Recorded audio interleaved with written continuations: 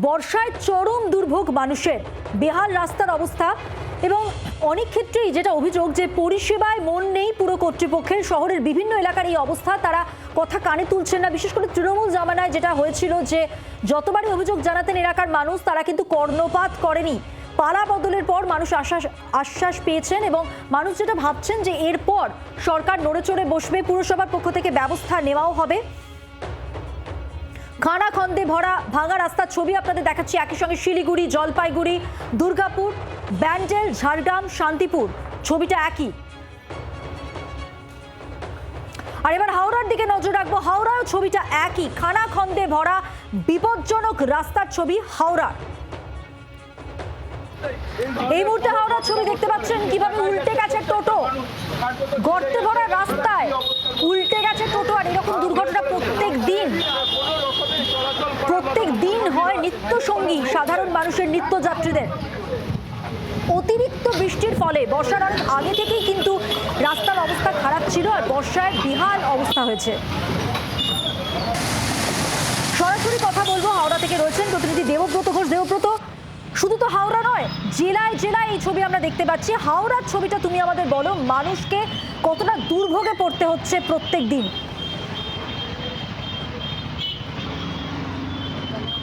দেখো, আমি তোমাকে প্রথমে একটি হাওড়ার রাস্তার ছবি দেখাই। ছবিটা দেখলেই তুমি বুঝতে পারবে যে রাস্তাগুলোর কতটা বেহাল দশা। আমি এখন এই মুহূর্তে রয়েছি হাওড়া পুরসভা এলাকায় এবং দালালপুকুর নতুন রাস্তা। এই রাস্তাটা বছর দুয়েক আগে তৈরি হয় এবং তারপর দেখো রাস্তাগুলোর একেবারে কি অবস্থা, পিচ উঠে গিয়েছে এবং বৃষ্টির ফলে এখানে রাস্তাগুলো একেবারে খানাখন্দে ভরে গিয়েছে।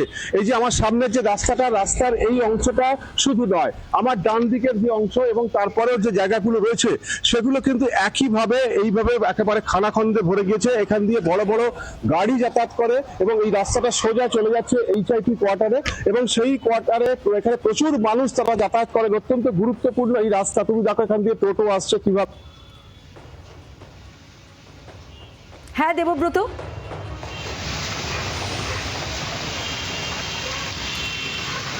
দেবব্রতর সঙ্গে থাকো। যে ছবি আমরা দেখতে পাচ্ছি দালালপুকুর হাওড়ার ছবি, ভয়ঙ্কর অবস্থা। প্রত্যেক দিন মানুষ এইভাবেই যাতায়াত করছেন।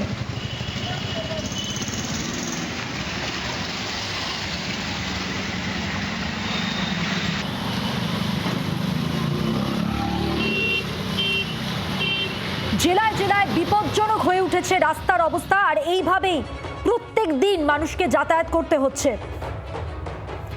ডায়মন্ড হারবার কুলপির ছবিটা এবার একটু দেখাই। হাওড়া থেকে ডায়মন্ড হারবার, সেখানেও কিন্তু ছবিটা একই, বর্ষায় বেহাল অবস্থা রাস্তার।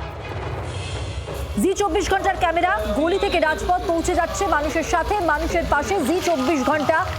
এবার হাওড়ার কুলপির ছবি দেখছেন। মানুষের অভিযোগ শুনছি আমরা, যেখানে একটাই অভিযোগ, তৃণমূল জমানায় যেটা হয়নি সেটা বারবার বলেও আমরা দেখেছি, রাস্তার যা অবস্থা তার থেকে আরো খারাপ হয়েছে।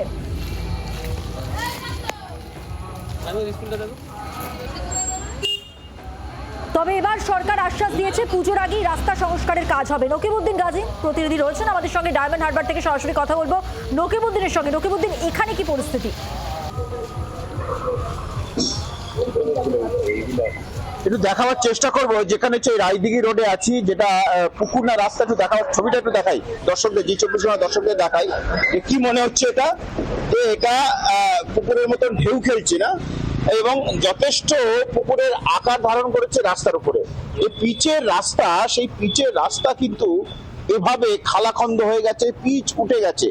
মূলত কুলপি, কাকদ্বীপ, নামখানা সহ রায়দিঘির যে মেন রাস্তা, সেটাও কিন্তু এইভাবে কিন্তু দেখা যাচ্ছে, যেখান থেকে শয়ে শয়ে গাড়ি বিভিন্ন জায়গায় বিভিন্ন রুটে যায় এবং এই রুটের সেই যে অবস্থা বেহাল, সেই বেহাল রাস্তা যে দীর্ঘদিন ধরে হয়ে আছে। একটু দেখাতে বলছি যে রাস্তার কতটা বেহাল, মানে এই রাস্তা দিয়ে কিন্তু কি মানুষ যাতায়াত করতে গিয়ে তাদের দুর্ঘটনা ঘটছে, গাড়ি টোটো উল্টে যাচ্ছে, যেসব যানবাহন যাচ্ছে যথেষ্ট বেগ পেতে হচ্ছে, তাদের জিনিসপত্র নষ্ট হচ্ছে, গাড়ি চাকার থেকে শুরু করে গাড়ি যন্ত্রাংশ নষ্ট হচ্ছে এবং এই যে খালাখন্দ হয়ে যাওয়ার ফলে মানুষের যে দুর্ভোগ, সেই দুর্ভোগ কিন্তু সেই ছবি কিন্তু এই দেখা যাচ্ছে। মূলত স্থানীয় মানুষ যারা আছে তাদের সঙ্গে একটু কথা বলার চেষ্টা করব, কতটা সমস্যার মধ্যে আছে বা তাদের কি সমস্যা হচ্ছে। সেই একটু তাদের সঙ্গে কথা বলার চেষ্টা করব। বলছি এই যে এই রাস্তা দেখছেন আপনাদের এখানে যে রাস্তা, এই যে কতটা জল একটু নেমে দেখাবেন, কতটা জল আছে একটু নামা যাবে? এক হাঁটু মতন জল আছে। হ্যাঁ এক হাঁটু মতন জল আছে। তো দেখি নামুন, চলুন দেখি এই যে জল কতটা সেটা দেখাচ্ছে।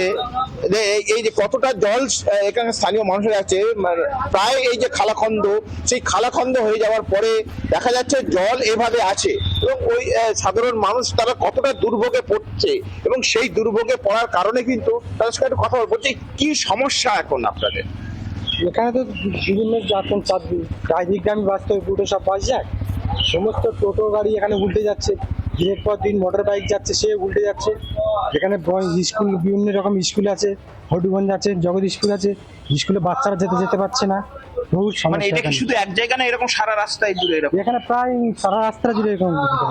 বোঝা যাচ্ছে সারা রাস্তা জুড়ে এভাবে খালাখন্দ হয়ে আছে এবং যেখানে যানবাহন যাতায়াতের যেমন সমস্যা, গাড়ি কিন্তু যাতায়াত করতে অনেকটা সমস্যা হচ্ছে, দুর্ঘটনা বাড়ছে, নিত্যদিনের দুর্ঘটনা বাড়ছে। তবে ছবিটা একই বদলাচ্ছে না, জেলায় জেলায় একই ছবি উঠে আসছে। নকিবউদ্দিন সঙ্গে থাকো, আপনাদের দেখাচ্ছিলাম ডায়মন্ড হারবার কুলপির ছবি, ভয়ঙ্কর অবস্থা সেখানে আপনারা দেখতেই পেলেন, হাঁটু অব্দি জল। আসানসোলের ছবিটা এর সঙ্গে দেখিয়ে দেব, ছবিটা বদলাচ্ছে না, লোকেশন বদলাচ্ছে।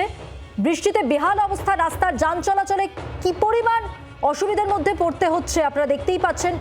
নিত্যদিনের দুর্ভোগ মানুষের জন্য। একই সঙ্গে শিলিগুড়ি, জলপাইগুড়ি, দুর্গাপুর, ব্যান্ডেল, ঝাড়গ্রাম, শান্তিপুর, ডায়মন্ড হারবারের ছবি আপনারা দেখলেন।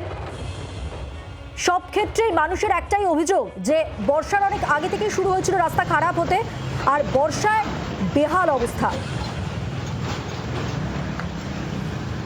আসানসোল থেকে রয়েছেন প্রতিনিধি বাসুদেব চট্টোপাধ্যায়। বাসুদেব, আমরা জেলায় জেলায় ঘুরে ঘুরে যা দেখছি সেখানে ছবিটা একই, খানা খন্দে গর্তে ভরা, বিপজ্জনক রাস্তার দুর্ঘটনা নিত্যদিনের সঙ্গী মানুষের।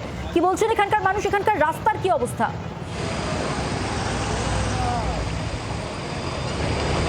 দেখো, আসানসোলের আমরা প্রায় বিভিন্ন রাস্তা ঘুরেছি, বেশিরভাগ রাস্তাতেই দেখা যাচ্ছে যে পুকুরের আকার নিয়েছে। এবং আমরা এখন যে রাস্তাটা দাঁড়িয়ে আছি, এই রাস্তাটা হচ্ছে জাতীয় সড়ক থেকে সোজা জেলা শাসকের দপ্তর যাচ্ছে।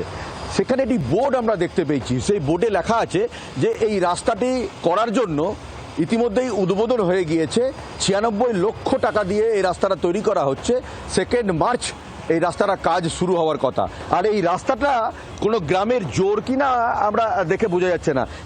এখানকার স্থানীয় বাসিন্দারা বলছে এই গ্রামের বাসিন্দারা বা এই পাড়াতে যারা থাকে তারা এই রাস্তা দিয়ে কীভাবে আসবে। এই রাস্তা কাজ নির্বাচনের আগে এই রকম প্রচুর রাস্তা উদ্বোধন করেছে আগেরকার সরকার, কিন্তু সেই রাস্তা কিন্তু আর হয়নি। বা গিট্টি যেগুলো লাগে সেই জিনিস রেখে ছেড়ে দিয়েছে, কিন্তু কাজের কাজ কিছু হয়নি। কোনোটা 1 বছর আগে, কোনোটা 1.5 বছর আগে। শুধু আসানসোল কর্পোরেশন নাই, এমইডি বা আসানসোল দুর্গাপুর ডেভেলপমেন্ট অথরিটি, এরকম আসানসোল দুর্গাপুর শিল্পাঞ্চল জুড়ে বহু রাস্তার উদ্বোধন করেছে ভোটের রাজনীতি করার জন্য।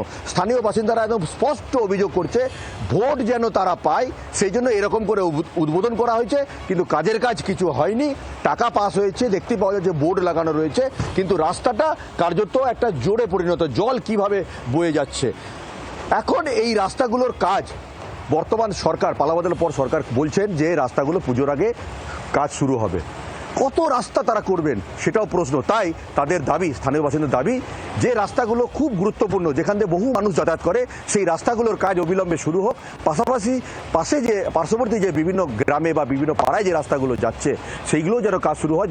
অনেকটাই আশাবাদী সরকার, যেভাবে 2-2.5 মাসের মধ্যে কাজ শুরু করেছে তাতে অনেকটাই আশাবাদী স্থানীয় বাসিন্দারা।